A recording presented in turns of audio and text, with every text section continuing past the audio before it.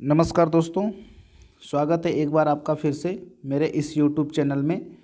इस video series में हम लोग कवर करने वाले हैं भारतीय वन रिपोर्ट 2021। तो दोस्तों वीडियो को पूरा देखिएगा और चैनल को लाइक, शेयर और सब्सक्राइब जरूर करिए और बेल आइकन को प्रेस करिए ताकि आने वाली वीडियो का नोटिफिकेशन आपको ज़रूर मिलता रहे। तो आज हम लोग कवर करने वाले हैं भारतीय वन रिपोर्ट 2021 के बारे में।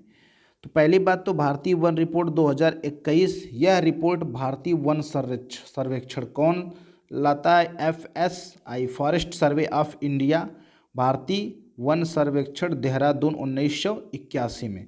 देहरादून में इसकी स्थापना हुई थी। कब स्थापना हुई थी? 1981 में। तो पहली बात कि भारतीय वन सर्वेक्षण यानी forest service of India, survey of India कहाँ पर है? तो दोस्तों ये है देहरादून में।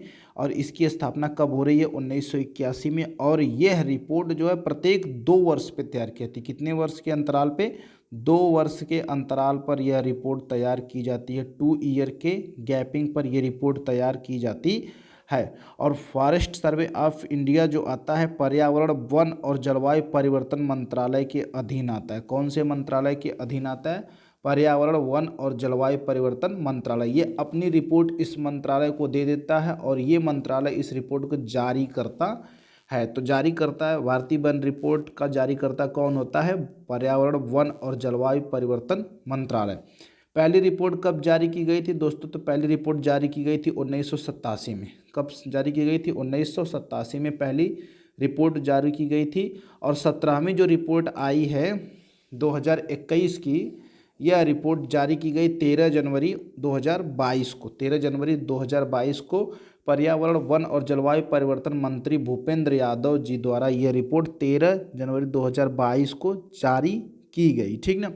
इस रिपोर्ट को जारी करने में भारतीय दूर संवेदी उपग्रह रिसोर्च सैट 2 से जो आंकड़े प्राप्त होते हैं उसका प्रयोग किया जाता है। ठीक है, ये तो रहा एक छोटा सा परिचय कि FSI क्या है, यानी फॉरेस्ट सर्वे ऑफ इंडिया क्या है। ठीक है दोस्तों, अब हम लोग इसको देखते हैं कि वनावरण या वन क्षेत्र किसे कहते हैं। वनावरण या वन क्षेत्र, फॉरेस्ट कवर किसे कहते हैं? पहली बात तो क्षेत्रफल 1 हेक्टेयर से ज़्यादा होना चाहिए। और इसी के साथ देख लेते हैं वृक्षावरण या वृक्षों से आच्छादित क्षेत्र, ट्री कवर किसे कहते हैं? तो इसका क्षेत्रफल 1 हेक्टेयर से कम होना चाहिए। ठीक ना। क्षेत्रफल अगर 1 हेक्टेयर से ज़्यादा है तो वो आएगा वनावरण या वन क्षेत्र, और अगर 1 हेक्टेयर से कम है तो वो आएगा वृक्षावरण। ठीक ना। अब वनावरण का जो भूमि होती है उसका कानूनी दर्जा नहीं प्राप्त होता है, तो भूमि अभिलेखित नहीं होती है। ठीक ना। वृक्षावरण में सभी प्रकार के वृक्ष आते हैं, इसमें छितरे हुए वृक्ष भी शामिल किए जाते हैं। ठीक है दोस्तों, क्लियर हो गया होगा। वनावरण क्या है? 1 हेक्टेयर से ज़्यादा एरिए पे अगर पेड़ पौधे लगे हुए हैं तो उसे कहेंगे वनावरण। और अगर हाँ दोस्तों, अगर 1 हेक्टेयर से ज़्यादा एरिए पर पेड़ पौधे हैं तो उसे कहेंगे वनावरण। और अगर 1 हेक्टेयर से कम एरिए पर है तो उसे कहेंगे वृक्षावरण। ये समझ में आ गया और दोनों क्लियर हो गया और दोनों में अंतर समझ लीजिएगा। आगे देखते हैं, हम लोग दूसरे पेज पे आ जाते हैं। अब देखते हैं कि भारतीय वन रिपोर्ट क्या कहती है। कि भारतीय वन रिपोर्ट 2021 के अनुसार वनावरण कितना है? तो भारतीय रिपोर्ट 2021 के अनुसार अति सघन वन यानी कि वेरी डेंजर फॉरेस्ट कौन से हैं? उसका क्षेत्रफल कितना है? 99,779 वर्ग किलोमीटर, जो कि भौगोलिक क्षेत्रफल का 3.04% है। और मध्यम सघन वन जो है वो 3,06,890 वर्ग किलोमीटर, जो कि भौगोलिक क्षेत्रफल का 9.33% है। खुले वन जो है वो 3,07,120 वर्ग क्षेत्रफल में है, जो कि भौगोलिक क्षेत्रफल का 9.34% है। हाँ, अब यहाँ पे देखिए कुल वनावरण कितना है, फॉरेस्ट कवर कितना है? 7,13,789 वर्ग किलोमीटर है, जो कि भौगोलिक क्षेत्रफल का 21.71% है। क्वेश्चंस यहीं से गलत होते हैं। पूछ दिया कि कुल वनावरण कितना है? 21.71%। कुल वृक्षावरण कितना है? 2.91%। अगर कभी ऐसे एग्जाम में पूछ दे कि चलिए आप बताइए कुल वन तथा वृक्षावरण कितना, तब आप आंसर देंगे 24.62%। लेकिन अगर केवल वनावरण पूछ रहा है तो 21.71%, और अगर केवल वृक्षावरण पूछ रहा है 2.91% होगा। झाड़ियाँ कितने प्रतिशत पे हैं? 1.42%। ठीक ना। अब ये एक ही याद रखिएगा, वृक्षावरण वाला हो गया 24.62, तो 100% में से घटा दीजिए तो जो गैर वन क्षेत्र हैं वो कितने हैं? 76.87% जो हैं वो गैर वन क्षेत्र हैं। पूछा था कि सबसे ज़्यादा वृद्धि किस में देखी गई, तो सबसे ज़्यादा वृद्धि खुले वनों में देखी गई है। भारतीय वन रिपोर्ट 2019 की अगर बात की जाए तो भारतीय वन रिपोर्ट 2019 की तुलना में वृक्ष तथा वृक्षावरण क्षेत्रफल में 2261 वर्ग किलोमीटर की वृद्धि हुई है। ठीक, 2261। इसमें दोनों चीज़ें, वृक्षावरण तथा वनावरण।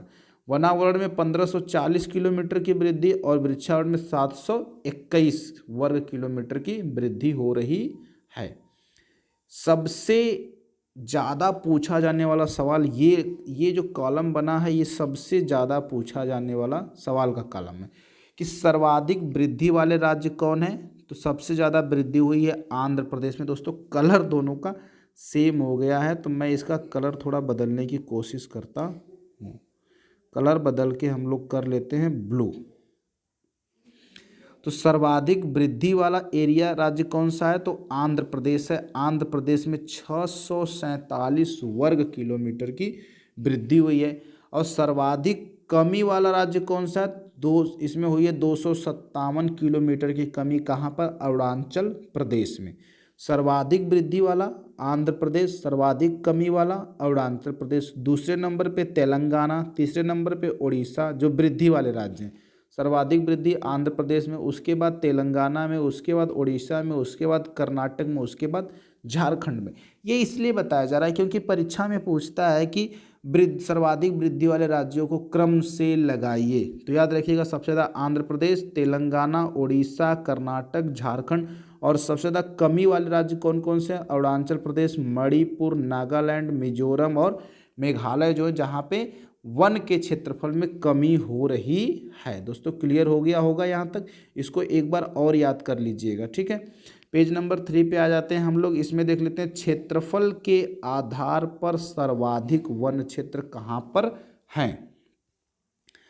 क्षेत्रफल के आधार पर सबसे ज़्यादा वन है मध्य प्रदेश में। कहाँ पे? मध्य प्रदेश में। कितने वर्ग किलोमीटर पे फैला है? 77,493 वर्ग किलोमीटर पे। दूसरे नंबर पे आता है अरुणाचल प्रदेश। दोस्तों अब की बार अरुणाचल प्रदेश में कमी भी हुई है। सबसे ज़्यादा कमी कहाँ हुई? अरुणाचल प्रदेश में। लेकिन फिर भी यहाँ का क्षेत्रफल दूसरे नंबर पे आता है। तीसरे नंबर पे आ रहा है छत्तीसगढ़, चौथे नंबर पे उड़ीसा और पाँचवें नंबर पे महाराष्ट्र। प्रतिशत के आधार पर सर्वाधिक वन, जैसे वहाँ की जमीन और जो वन है उनका प्रतिशत रेशियो निकाला गया, तो सबसे ज़्यादा प्रतिशत के हिसाब पे किस में है? मिजोरम में है, फिर अरुणाचल प्रदेश में, और मेघालय में, मणिपुर, नागालैंड। ठीक ना। प्रतिशत के हिसाब से भी अरुणाचल प्रदेश दूसरे नंबर पर है। क्षेत्रफल के हिसाब से भी अरुणाचल प्रदेश दूसरे नंबर पर है। ठीक है दोस्तों, क्लियर हो गया होगा। आगे बढ़ते हैं। देखिए 17 राज्यों या फिर केंद्र शासित प्रदेशों में 33% से अधिक वन आच्छादित क्षेत्र हैं। 17 राज्य केंद्र शासित मिला के ऐसे हैं जिनकी जो टोटल ज़मीन है उसमें से 33% से ऊपर वहाँ पर क्या है? वन है। ठीक है, ये तो क्लियर हो गया होगा आपको, और इसमें कुछ नहीं जानने की ज़रूरत है। वृक्षावरण कितना है? कुल वृक्षावरण, देश का कुल वृक्षावरण 95,748 वर्ग किलोमीटर है, और इसमें 1212 वर्ग किलोमीटर की वृद्धि भी हुई है। ठीक है दोस्तों, क्लियर हो गया। सर्वाधिक वृक्षावरण वाले राज्य कौन कौन से? ये देख लियो, वनावरण नहीं, वृक्षावरण वाले राज्य जिनकी भूमि 1 हेक्टेयर से कम होगी। सर्वाधिक वृक्षावरण वाले राज्य है महाराष्ट्र 12,108 वर्ग kilometre, Rajasthan 8,733 kilometre, Madhya Pradesh 8,054 kilometre, Karnataka 7,494 kilometre, Uttar Pradesh 7,421 kilometre. ठीक ना। वनों से बाहर वृक्षों का विस्तार। देखते हैं वनों से बाहर जो वृक्ष है उनका विस्तार देख लेते हैं। जैसे मान लीजिए ये वन का एरिया है, तो इससे बाहर में वृक्षों का विस्तार कैसा है, ठीक ना। देश में वनों से बाहर वृक्षों का विस्तार 29.29 मिलियन हेक्टेयर है, जो कि भारत में कुल वन या वृक्षावरण का 36.18% है, ठीक ना। इसको TOF कह लिया गया है, ट्री आउटसाइड फॉरेस्ट, यानी वनों से बाहर के वृक्ष। तो ट्री आउटसाइड फॉरेस्ट में सर्वाधिक विस्तार हुआ है महाराष्ट्र में, दूसरे नंबर पे उड़ीसा में, तीसरे नंबर पे कर्नाटक में, और सर्वाधिक प्रतिशत किसका है, लक्षद्वीप का है, फिर केरल का है, और उसके बाद गोवा का है। ठीक है दोस्तों, क्लियर हो गया होगा। थोड़ा सा मैंग्रोव वन वीडियो में आपको बताया गया है, ध्यान उसको पढ़ लीजिएगा, पीछे जा करके जरूर पढ़ लीजिएगा कि मैंग्रोव वन क्या होते हैं, कहाँ पाए जाते हैं। तो मैंग्रोव वन समुद्र के आसपास का जो वन क्षेत्र है, मैंग्रोव वन कुल 4,992 वर्ग किलोमीटर पर है। देश के कुल भौगोलिक क्षेत्रफल का 0.15% हिस्से पर मैंग्रोव वन पाया जा रहा है। ये कौन कह रहा है, 2021 की वन रिपोर्ट ने ऐसा दावा किया है। इसमें 17 वर्ग किलोमीटर की वृद्धि हुई है। सर्वाधिक मैंग्रोव किन किन राज्यों में दोस्तों, तो सर्वाधिक मैंग्रोव वृद्धि वाले राज्य हैं उड़ीसा, महाराष्ट्र, कर्नाटक। समुद्र के किनारे वाले राज्य ज़्यादा हैं, उड़ीसा, महाराष्ट्र, कर्नाटक में सर्वाधिक मैंग्रोव आवरण में वृद्धि हुई है। ठीक है दोस्तों, क्लियर हो गया होगा। आगे देख लेते हैं। आगे कुछ हम जानने की कोशिश करेंगे कि बांस क्षेत्र क्या है। बांस क्षेत्र यानी बम्बू बियरिंग एरिया क्या है। बांस के वन 53,336 मिलियन कलम तने हो गए हैं। कुल क्षेत्र कितना है, 15 मिलियन हेक्टेयर।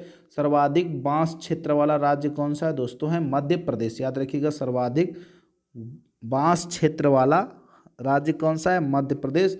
और कहा जा रहा है कि रिपोर्ट बता रही है कि 46% वन क्षेत्र में आग लगने का खतरा है। ठीक ना। अब आगे देख ले, टाइगर रिजर्व कॉरिडोर व शेर संरक्षित क्षेत्रों में वन आवरण क्या है। ठीक, तो भारतीय वन रिपोर्ट 2021 कहती है कि भारत के टाइगर रिजर्व, गलियारे एवं शेर संरक्षण क्षेत्र में वन आवरण के आकलन से संबंधित एक नया अध्याय सम्मिलित कर लिया गया है।